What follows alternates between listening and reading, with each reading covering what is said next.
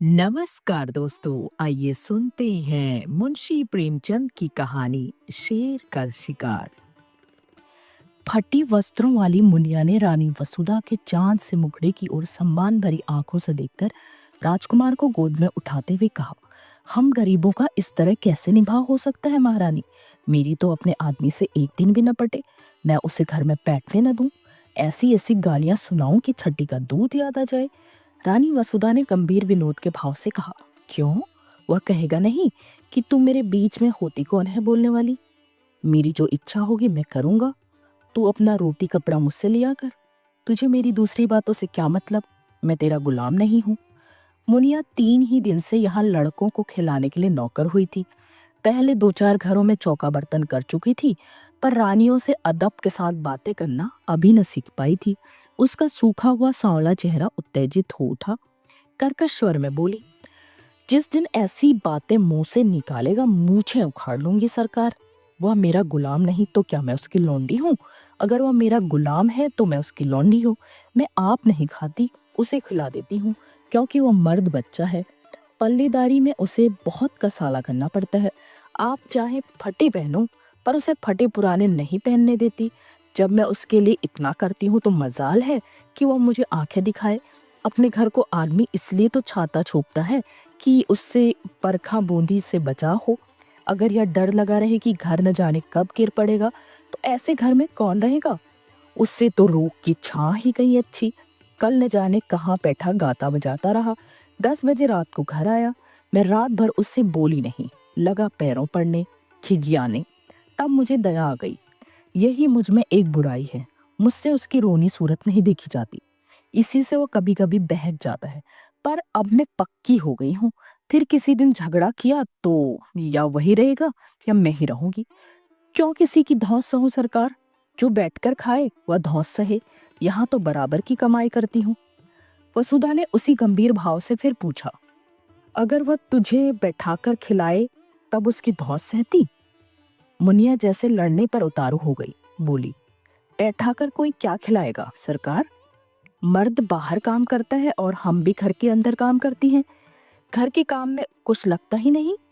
बाहर के काम से तो रात को छुट्टी मिल जाती है, पर घर के काम से तो रात को भी छुट्टी नहीं मिलती।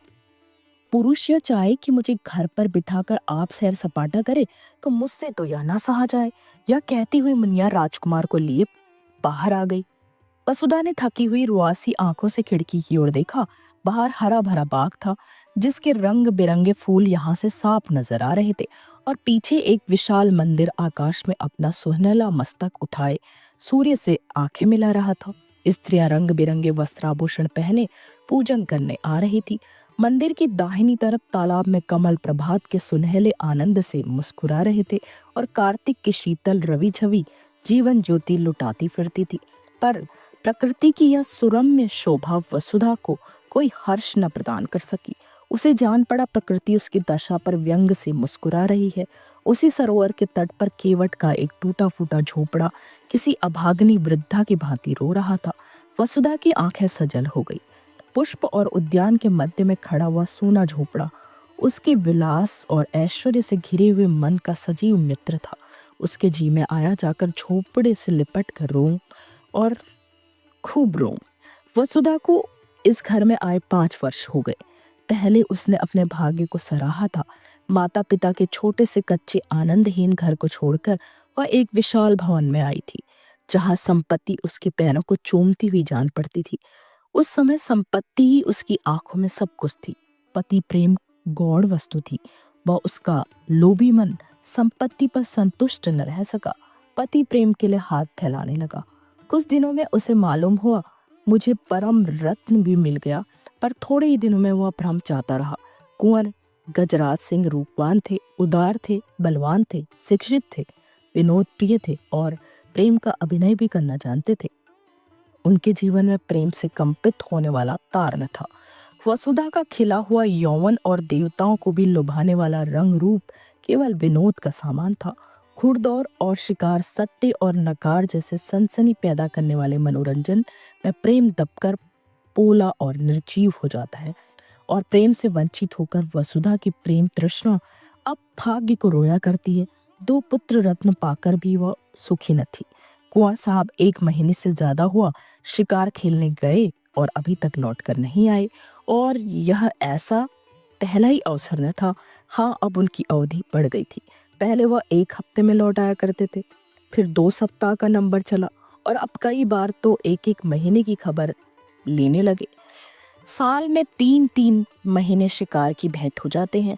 शिकार से लौटते तो घुड़दौड़ का राग छिड़ता, कभी मेरठ, कभी पूना, कभी बम्बई, कभी कलकत्ता। घर पर भी रहते तो अधिकतर लंपट रईस जादों के साथ गप्पे उड़ाया करते। पति की यह रंग ढंग देखकर वसुधा मन ही मन कुढ़ती और घुलती जाती। कुछ दिनों से हल्का हल्का ज्वर भी रहने लगा था। वसुधा बड़ी देर तक बैठी उदास आंखों से यह दृश्य देखती रही। फिर टेलीफोन पर आकर उसने रियासत के मैनेजर से पूछा, कुंवर साहब का कोई पत्र आया? फोन ने जवाब दिया, जी हाँ, अभी खत आया है। कुंवर साहब ने एक बहुत बड़े शेर को मारा है। वसुधा ने जलकर कहा, मैं यह नहीं पूछती, आने को कब लिखा है? आने के बारे में तो कुछ नहीं लिखा। यहाँ से उनका पड़ाव कितनी दूर है? यहाँ से 200 मील से कम न होगा। पीलीभीत के जंगलों में शिकार हो रहा है। मेरे लिए 2 मोटरों का इंतजाम कर दीजिए, मैं आज वहां जाना चाहती हूँ। फोन ने कई मिनट बाद जवाब दिया, 1 मोटर तो वह साथ ले गए हैं, 1 हाकिम जिला के बंगले में भेज दी गई है, तीसरी बैंक के मैनेजर की सवारी में, चौथी की मरम्मत हो रही है। वसुधा का चेहरा क्रोध से तमतमा उठा। बोली, किसके हुक्म से बैंक के मैनेजर और हाकिम जिला को मोटरें भेजी गई?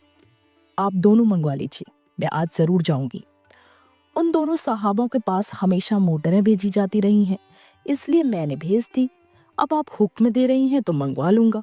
वसुधा ने फोन से आकर सफर का सामान ठीक करना शुरू किया।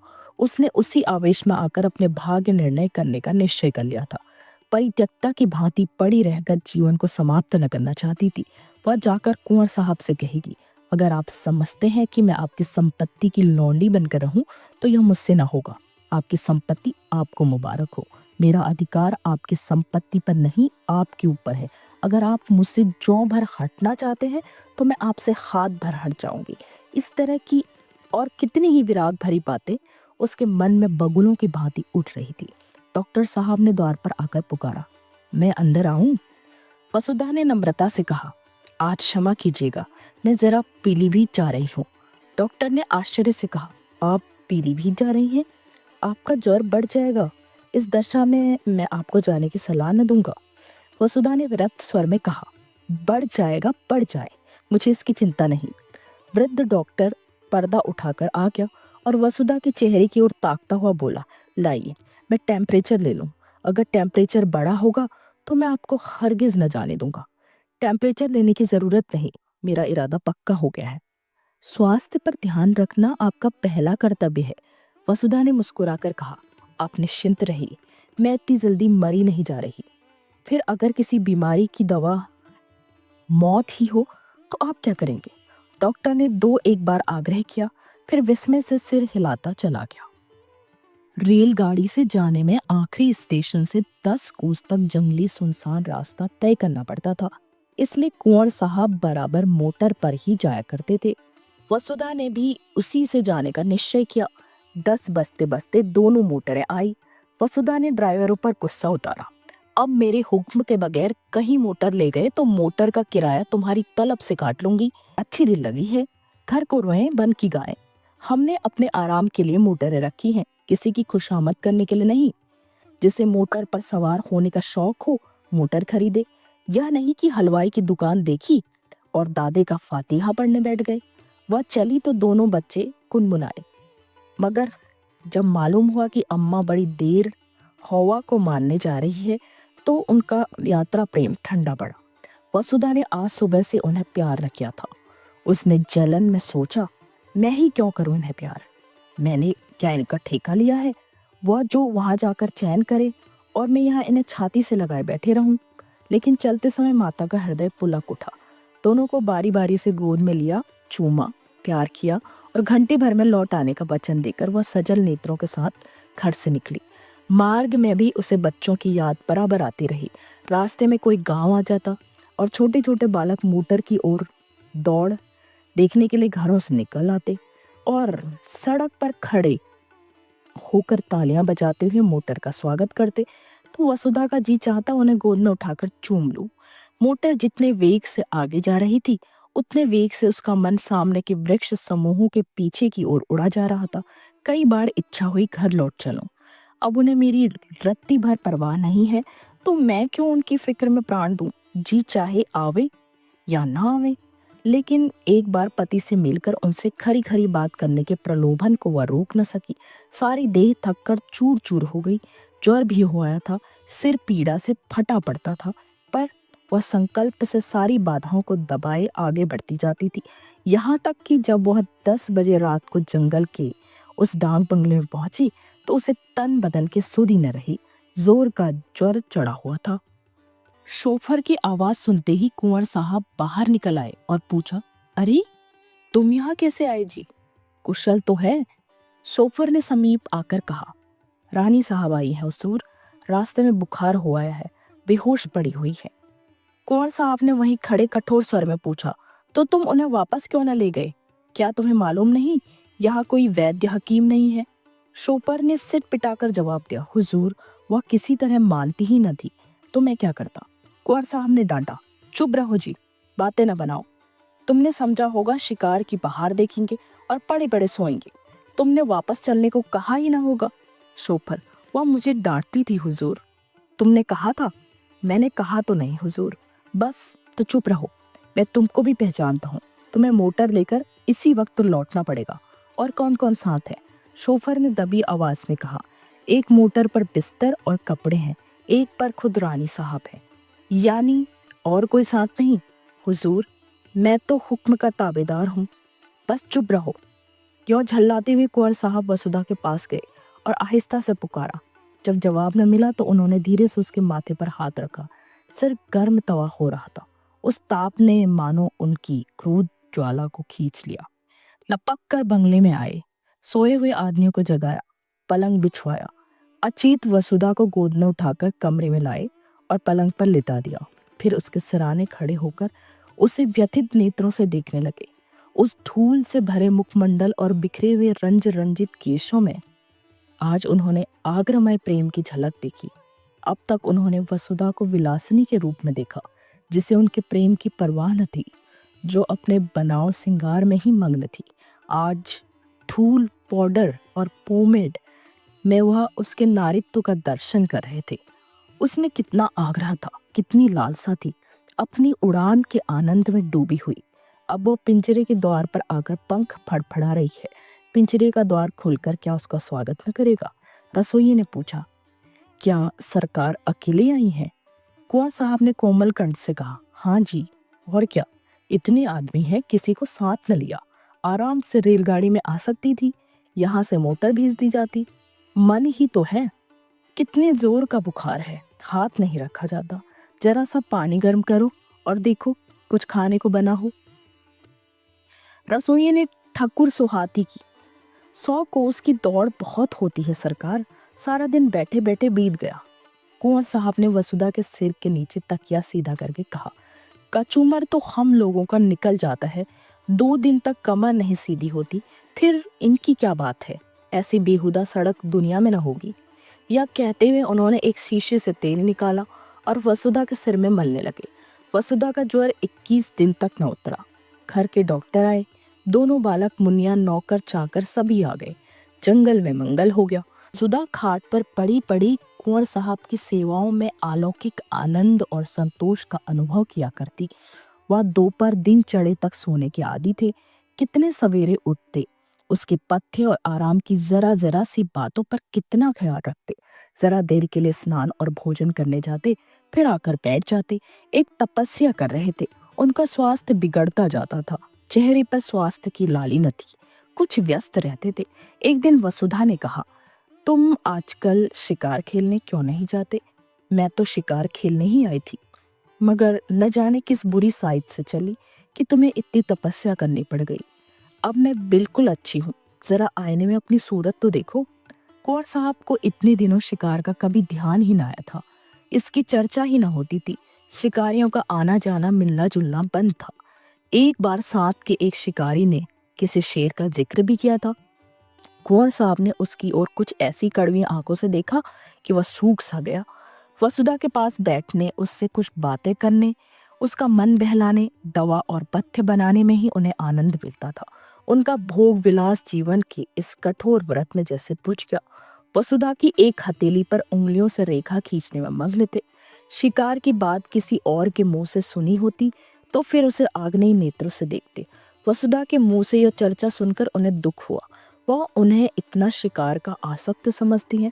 अमर्ष भरे स्वर में बोले, हाँ, शिकार खेलने का इससे अच्छा और कौन अवसर मिलेगा, है ना?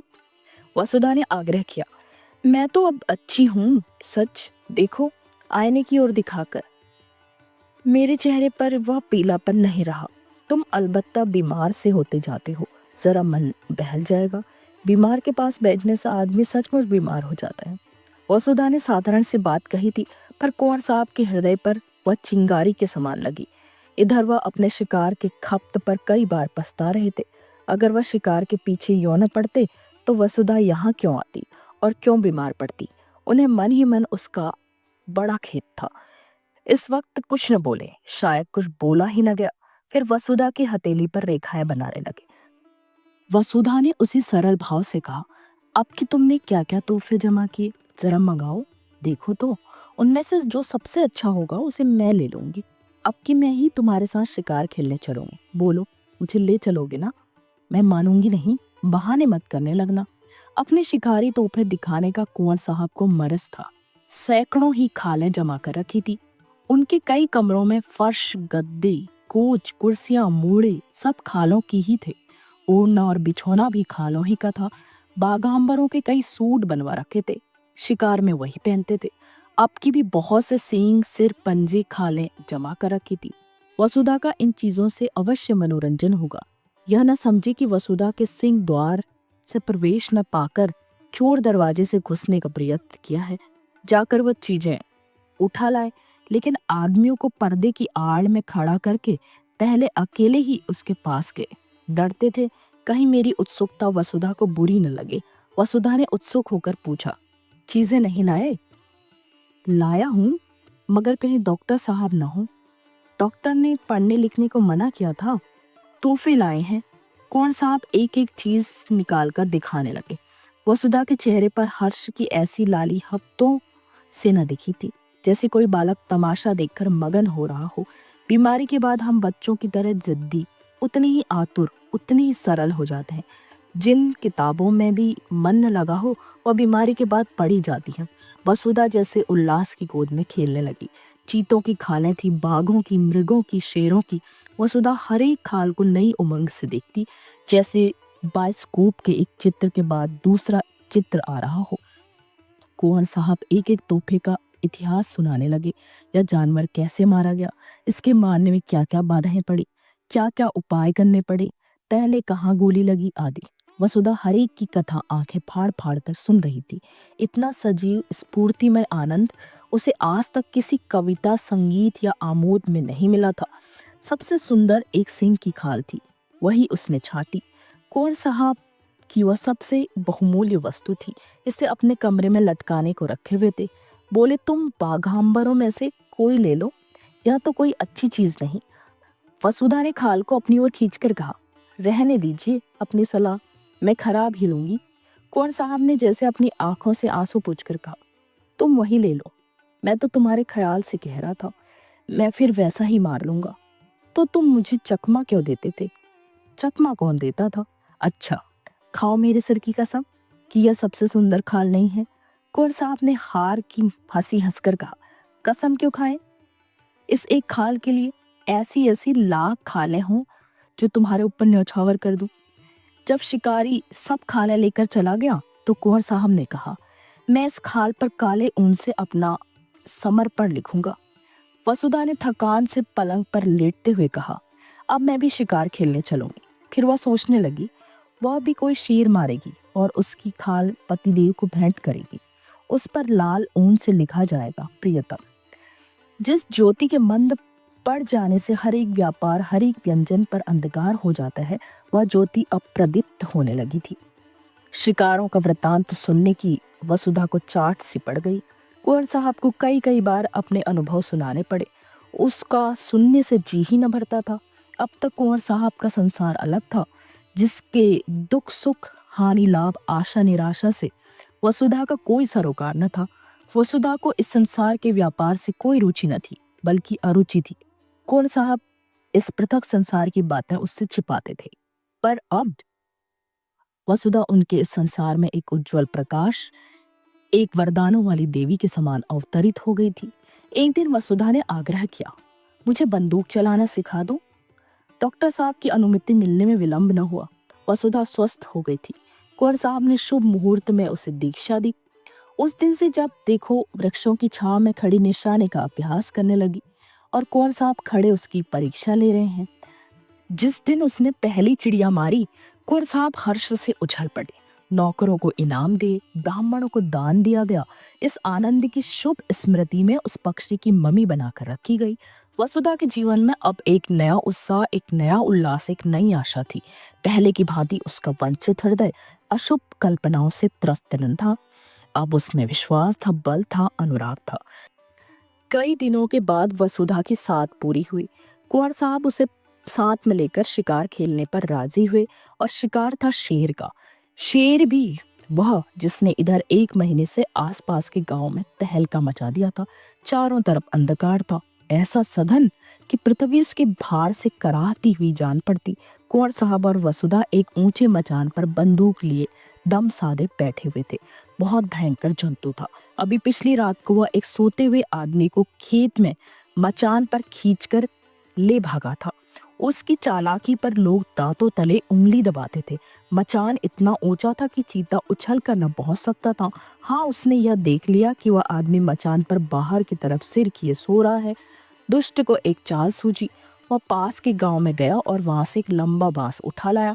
बांस के एक सिरे को उसने दांतों से कुचला और जब उसकी कूंची सी बन गई तो उसे न जाने अगले पंजों या दांतों से उठाकर सोने वाले आदमी के बालों में फिराने लगा। वह जानता था बाल बांस के रेशों में फंस जाएंगे। एक झटके में वह अभागा आदमी नीचे आ रहा। इसी मानव भक्षी चीते की घात में दोनों शिकारी बैठे हुए थे।